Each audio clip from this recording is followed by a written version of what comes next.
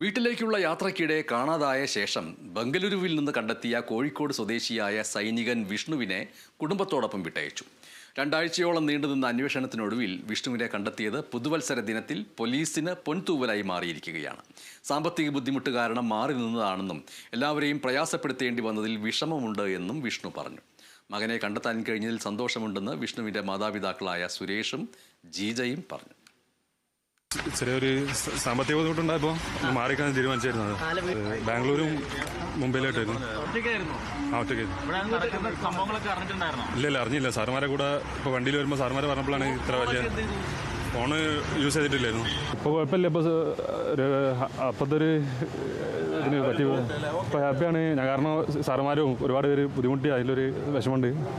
കഴിഞ്ഞ December 17 സൈനികനായ Kozhikode എരഞ്ഞിക്കലിലെ K വിഷ്ണുവിനെ വീട്ടിലേക്കുള്ള യാത്രക്കിടെ കാണാതായത്.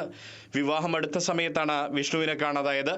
തുടർന്ന് വീട്ടുകാർ നൽകിയ പരാതിയുടെ അടിസ്ഥാനത്തിൽ എലത്തൂർ പോലീസ് അന്വേഷണം നടത്തി വരികയായിരുന്നു.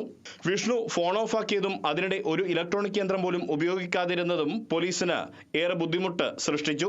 എങ്കിലും മുംബൈയിൽ വിഷ്ണു എത്തിയതായുള്ള സൂചനകൾ ലഭിച്ചതോടെ SI മുഹമ്മദ് സിയാദിന്റെ നേതൃത്വത്തിലുള്ള അന്വേഷണ സംഘം എലത്തൂരിൽ നിന്നും അങ്ങോട്ടേക്ക് പുറപ്പെട്ടു. ഛത്രപതി ശിവാജി ടെർമിനലിലേത് ഉൾപ്പെടെ 1500ഓളം CCTV ദൃശ്യങ്ങൾ പരിശോധിച്ചതിൽ നിന്നും വിഷ്ണു ബംഗളൂരുവിലേക്ക് പോയതായി കണ്ടെത്തി. ഇന്നലെ സൈന്യത്തിൽ നിന്നും വന്ന ശമ്പളം ബംഗളൂരു റെയിൽവേ സ്റ്റേഷൻ പരിസരത്തെ ATMൽ നിന്നും വിഷ്ണു പിൻവലിച്ചത് നിർണായകമായി. വിവരം ലഭിച്ച ഉടൻ തന്നെ സ്ഥലത്തെത്തിയ പോലീസ് വിഷ്ണുവിനെ കണ്ടെത്തി. മകനെ കണ്ടെത്തിയ വിവരം രാത്രി തന്നെ മാതാപിതാക്കളെ അറിയിക്കുകയും ചെയ്തു. ഇയാളെ കണ്ടെത്തുന്നതിന് നമ്മൾ ആദ്യമായിട്ട് രൂപീകരിച്ച ഈ സംഘത്തിൽ സൈബർ എക്സ്പേർട്ട് മുതൽ പലരും ഉണ്ടായിരുന്നുവെങ്കിലും നമ്മൾ ഏറ്റവും കൂടുതലായി അദ്ദേഹത്തെ കണ്ടെത്തുന്നതിൽ ഉണ്ടായ ബുദ്ധിമുട്ട് എന്ന് പറയുന്നത് അദ്ദേഹം ഒരു ഇലക്ട്രോണിക് ഉപകരണങ്ങളും ഉപയോഗിച്ചിരുന്നില്ല എന്നതാണ്.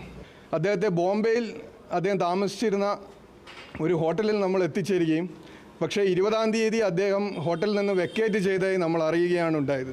തുടർന്ന് അവിടെ നിന്ന് ഏകദേശം ഒരു 1500ഓളം CCTV ക്യാമറകൾ, അത് ഛത്രപതി ശിവജി ടെർമിനലിലെ അടക്കം CCTV ക്യാമറകൾ പരിശോധിച്ചതിൽ അദ്ദേഹം ഉദ്യാൻ എന്ന ട്രെയിനിൽ ബാംഗ്ലൂരിലേക്ക് യാത്ര തിരിച്ചിട്ടുണ്ട് എന്ന് മനസ്സിലാവുകയും ഒരു 6 മണിക്ക് ശേഷം ഇദ്ദേഹത്തെ ബാംഗ്ലൂർ വെച്ച് കണ്ടെത്തുകയാണ് ഉണ്ടായിട്ടുള്ളത്. അന്വേഷണ ഉദ്യോഗസ്ഥ എന്ന നിലയിൽ സാമ്പത്തികമായിട്ടുള്ള ബുദ്ധിമുട്ടല്ലാതെ അദ്ദേഹത്തിന് യാതൊരു വിധത്തിലുള്ള ബുദ്ധിമുട്ടുമില്ല. ഞങ്ങൾ പൂനെ ക്യാമ്പിൽ 23 എത്തിയപ്പോൾ അദ്ദേഹത്തെ പറ്റി വളരെ നല്ല അഭിപ്രായമാണ് അവിടെ പറയുന്നത്. സൗമ്യ സ്വഭാവനാണ് അദ്ദേഹം. പെട്ടെന്ന് ഇങ്ങനെ പോകുമെന്ന് ആരും വിചാരിച്ചിരുന്നില്ല. അങ്ങനെ അവരുടെ ഒരു അപ്സെറ്റാണ് അവിടെ എല്ലാവരും. മകനെ കണ്ടെത്തിയതിലുള്ള സന്തോഷം വിഷ്ണുവിന്റെ മാതാപിതാക്കളായ സുരേഷും ജീജയും കേരള വിഷൻ ന്യൂസിനോട് പങ്കുവച്ചു.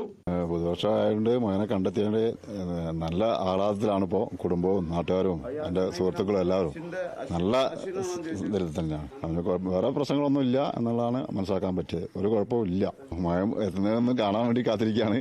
ഭാര്യയും കുടുംബവും എല്ലാവരും നാട്ടുകാരൊക്കെ ഒന്ന് കണ്ടാൽ മതി എന്നുള്ള ഇതിലാണ് നിൽക്കുന്നത്.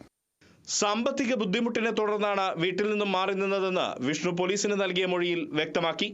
Elathur police inspector N Ajeesh കുമാറിന്റെ നേതൃത്വത്തിലായിരുന്നു അന്വേഷണ സംഘം.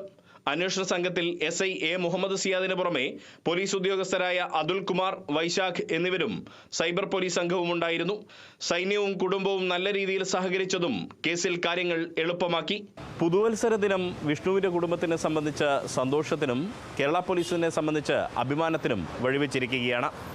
വിഷ്ണുവിനെ കണ്ടെത്തിയതോടെ അത് പ്രേക്ഷകർക്കും കേരളീയർക്കുമെല്ലാമുള്ള വലിയൊരു സന്തോഷമായി മാറി. ക്യാമറ പേഴ്സൺ രാഹുൽ മക്കടയ്ക്കൊപ്പം Riyas KMR, Kerala vision news, Kozhikode.